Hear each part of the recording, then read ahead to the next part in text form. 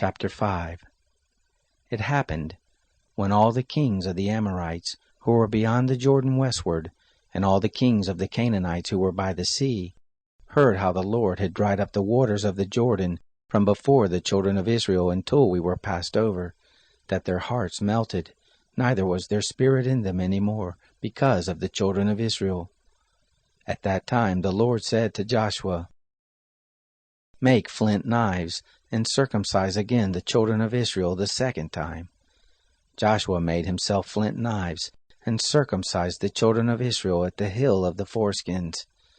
This is the cause why Joshua did circumcise all the people that came forth out of Egypt, who were males, even all the men of war, died in the wilderness by the way after they came forth out of Egypt. For all the people who came out were circumcised. But all the people who were born in the wilderness by the way as they came forth out of Egypt, they had not been circumcised. For the children of Israel walked 40 years in the wilderness, until all the nation, even the men of war who came forth out of Egypt, were consumed, because they didn't listen to the voice of the Lord, to whom the Lord swore that he wouldn't let them see the land which the Lord swore to their fathers that he would give us, a land flowing with milk and honey. Their children, whom he raised up in their place, them did Joshua circumcise, for they were uncircumcised, because they had not circumcised them by the way. It happened when they had done circumcising all the nation, that they abode in their places in the camp until they were whole. The Lord said to Joshua, "This day have I rolled away the reproach of Egypt from off you." Therefore the name of that place was called Gilgal to this day.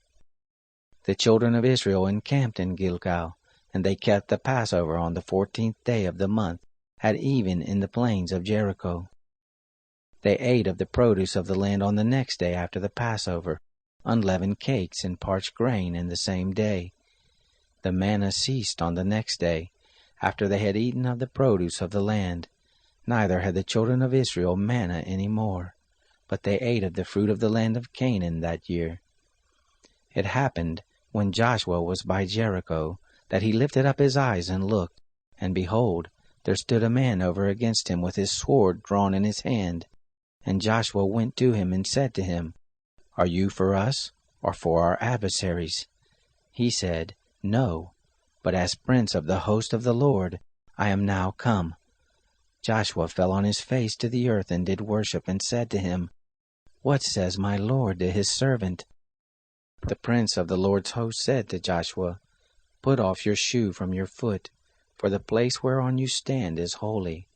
Joshua did so.